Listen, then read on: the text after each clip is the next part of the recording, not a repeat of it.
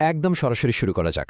আজ আমাদের এই স্পেশাল এক্সপ্লেনার বা ব্যাখ্যায় থাকছে ঈশপের একটা দারুণ ক্লাসিক উপকথা, গোলাপ ও অ্যামারান্থ। ভাবছেন এ আর এমন কি, স্রেফ তো একটা বাগানের গল্প।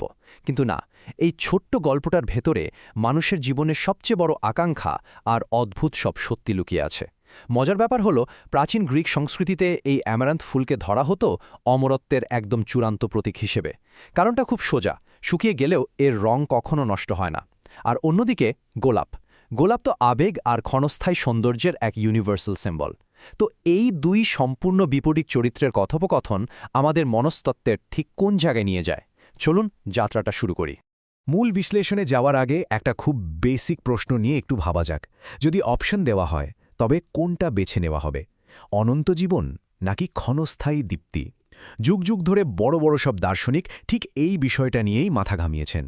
এমন একটা জীবন কি আসলেই খুব আকর্ষণীয়, যার কোনো শেষ নেই, কিন্তু তাতে কোনো তীব্রতা বা ওঠানামাও নেই? নাকি এমন জীবন বেটার, যা খুব দ্রুত ফুরিয়ে যাবে, কিন্তু সেই অল্প সময়ে নিজের আলোয় চারপাশ একেবারে আলোকিত করে তুলবে? সাইকোলজিতে একটা দারুণ কনসেপ্ট আছে, যাকে বলে দুষ্প্রাপ্যতার নীতি বা স্ক্যারসিটি প্রিন্সিপল। সোজা কথায়, যে জিনিস যত তাড়াতাড়ি ফুরিয়ে যায়, তার কদর তত বেশি। আমাদের আজকের এই উপকথাটা কিন্তু একদম এই মনস্তাত্ত্বিক দর্শনের উপর ভিত্তি করেই তৈরি। ঠিক আছে, চলুন গভীরে যাওয়া যাক। পর্ব ১, বাগানের লুকানো ঈর্ষা। গল্পের শুরুতেই একটা অদ্ভুত কন্ট্রাস্ট বা বৈপরীত্য চোখে পড়বে। একটা অমর অ্যামারান্থ ফুল তার প্রতিবেশী গোলাপের দিকে তাকিয়ে রীতিমতো মুগ্ধ। সে বলছে, গোলাপ কি সুন্দর ফুল, দেবতাও মানুষ উভয়েরই প্রিয়, তোমার সৌন্দর্য আর সুগন্ধে আমার ঈর্ষা হয়। কথাগুলোর মধ্যে কেমন একটা অদ্ভুত বিষণ্ণ মুগ্ধতা লুকিয়ে আছে, তাই না? ভেবে দেখুন, অ্যামারান্থ নিজে এমন একটা ফুল যার পাপড়ি কখনো ঝরে পড়ে না, অনন্তকাল বাঁচার গ্যারান্টি আছে তার। কিন্তু তার সত্ত্বেও সে ওই গোলাপের ক্ষণস্থায়ী সৌন্দর্যের প্রতি এক তীব্র আকর্ষণ, বলতে গেলে রীতিমতো জ্যালাসি ফিল করছে। ব্যাপারটা বেশ আইরনিক। যার কাছে অনন্ত সময় আছে, সে কিনা একটা মরণশীল ফুলের দিকে তাকিয়ে দীর্ঘশ্বাস ফেলছে। মানুষের চিরন্তন অসন্তুষ্টির এর চেয়ে পারফেক্ট উদাহরণ আর কি হতে পারে? এখন এখানে সবচেয়ে ইন্টারেস্টিং বিষয়টা হলো এদের এই সুস্পষ্ট তুলনা। একদিকে আছে সবার প্রিয় গোলাপ, দেবতা থেকে শুরু করে মানুষ সবার কাছে এসে পূজনীয়। তার অত্যাচার্য সৌন্দর্য আর মিষ্টি সুগন্ধের কোনো তুলনাই হয় না। আর ঠিক বিপরীতে আছে ঈর্ষান্বিত অ্যামারান্থ। অমরত্ব তার হাতের মুঠোয়, কিন্তু তারপরেও সে এক গভীর অপূর্ণতায় ভুগছে। তার মনে হচ্ছে এই একঘেয়ে অনন্তকাল বেঁচে থাকার চেয়ে গোলাপের মতো সবার অ্যাটেনশনের কেন্দ্রবিন্দু হওয়াটা হয়তো বেশি দামি।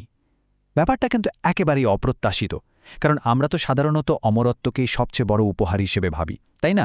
কিন্তু এখানে দেখা যাচ্ছে প্রশংসা বা তীব্র অনুভূতির অভাব থাকলে অনন্ত জীবনও এক ধরনের বিশাল শূন্যতা তৈরি করতে পারে। চলুন দেখি ব্যাপারটা কিভাবে আরও জমে ওঠে। পর্ব ২, ক্ষণস্থায়ী গোলাপ। অ্যামারান্থের কথা শুনে গোলাপ কিন্তু তার বাইরের জাকজমকের আড়ালে লুকিয়ে থাকা নীরব বিষণ্ণতাটাই তুলে ধরল। সে বেশ করুণ সুরেই বলছে, প্রিয় অ্যামারান্থ, আমি তো ক্ষণিকের জন্যই প্রস্ফুটিত হই। যদি কোনো নিষ্ঠুর হাত আমাকে ছিঁড়ে না নেয়, তবুও অকালে আমার মৃত্যু হবে, কিন্তু তুমি অমর। গোলাপ খুব ভালো করেই জানে যে তার এই চোখ ধাঁধানো সৌন্দর্য একেবারেই টেম্পোরারি। কেউ যদি তাকে ছিঁড়েও না নেয়, তবুও প্রাকৃতিকভাবেই সে খুব তাড়াতাড়ি ঝরে পড়বে। গোলাপের এই কথাগুলোর মধ্যে এক ধরনের অদ্ভুত নির্লিপ্ততা আছে, যা অ্যামারান্থের ঈর্ষাকে যেন এক নিমিষেই ভুল প্রমাণ করে দেয়। গোলাপ আসলে বোঝাতে চাইছে যে সৌন্দর্য দেখে সবাই এত মুগ্ধ, ঠিক তার পেছনেই লুকিয়ে আছে এক অনিবার্য মৃত্যুর আতঙ্ক। তো এখানকার সবচেয়ে গুরুত্বপূর্ণ পয়েন্টই হল গোলাপের জীবনের এই করুণ পরিণতিগুলো। একে একে যদি দেখি, প্রথমত, সে কেবল একটা ছোট্ট মুহূর্তের জন্য ফোটে, তার অস্তিত্ব যেন বিশাল সময়ের ক্যানভাসে একটা ছোট্ট আঁচড় মাত্র। দ্বিতীয়ত, তাকে সবসময় এক অজানা বিপদের আতঙ্কে থাকতে হয়, এই বুঝি কোনো নিষ্ঠুর হাত এসে তাকে ছিলে নিল। আর সবশেষে তার আল্টিমেট পরিণতি হল অকাল মৃত্যু। এই চরম অনিশ্চয়তা আর দুর্বলতা গোলাপের প্রতিটা মুহূর্তকে ঘিরে রেখেছে।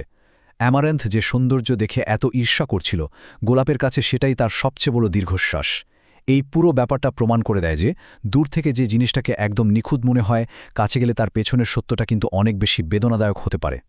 এই কথোপকথন থেকে এবার আরও বৃহত্তর একটা দর্শনের দিকে যাওয়া যাক। পর্ব ৩, সৌন্দর্য বনাম অমরত্ব। আর এটি চমৎকারভাবে আমাদের এই গল্পের একেবারে কোর বা মূল দ্বন্দ্বটাকে তুলে ধরে। একদিকে রয়েছে গোলাপ, যার চোখ ধাঁধানো সৌন্দর্য আর মিষ্টি সুগন্ধ আছে ঠিকই, কিন্তু তার ফোঁটাটা খুব ক্ষণিকের জন্য, আর ঝরে পড়াটাই তার একমাত্র নিয়তি। অন্যদিকে অ্যামারান্থের জীবন একদম শান্ত, তার যৌবন অনন্ত, সে অমর আর কখনোই ম্লান হয় না।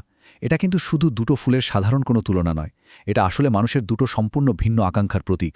রিয়েল লাইফেও কিন্তু ঠিক এমনটাই দেখা যায়। কেউ হয়তো একজন রকস্টারের মতো একটা লাইফ বেছে নেয়, উন্মাদনা, খ্যাতি আর তীব্রতায় ভরপুর কিন্তু মারাত্মক রিস্কি।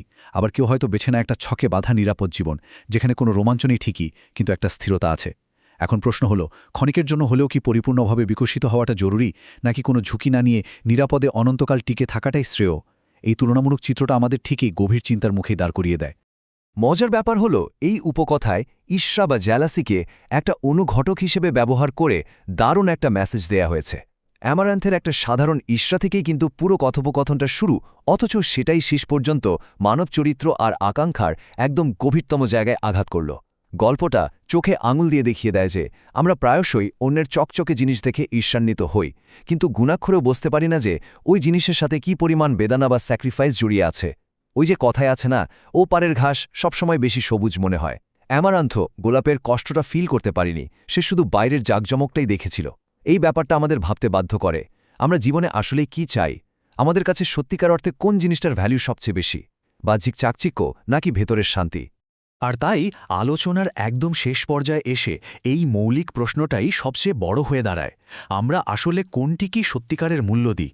গোলাপের মতো সেই চোখ ধাঁধানো সৌন্দর্য আর মুহূর্তের তীব্রতা, যার শেষটা নিশ্চিতভাবেই খুব করুণ? নাকি অ্যামারান্থের মতো একটা শান্ত চিরস্থায়ী জীবন, যেখানে হারানোর কোনো ভয় নেই, কিন্তু হয়তো সেই তীব্র রোমাঞ্চটাও নেই? এই প্রাচীন উপকথাটি কিন্তু নির্দিষ্ট কোনো উত্তর চাপিয়ে দেয় না, বরং এটা নিজেদের ভেতরে তাকানোর একটা সুযোগ করে দেয়। কারণ জীবনের প্রতিটা পছন্দেরই নিজস্ব একটা মূল্য আছে, আর আছে নিজস্ব কিছু ত্যাগ। এই প্রশ্নটা মানব মনের এক চিরন্তন জিজ্ঞাসা হিসেবেই রয়ে গেল। একটু ভেবে দেখবেন। আজকের বিশ্লেষণ আমরা এখানেই শেষ করছি।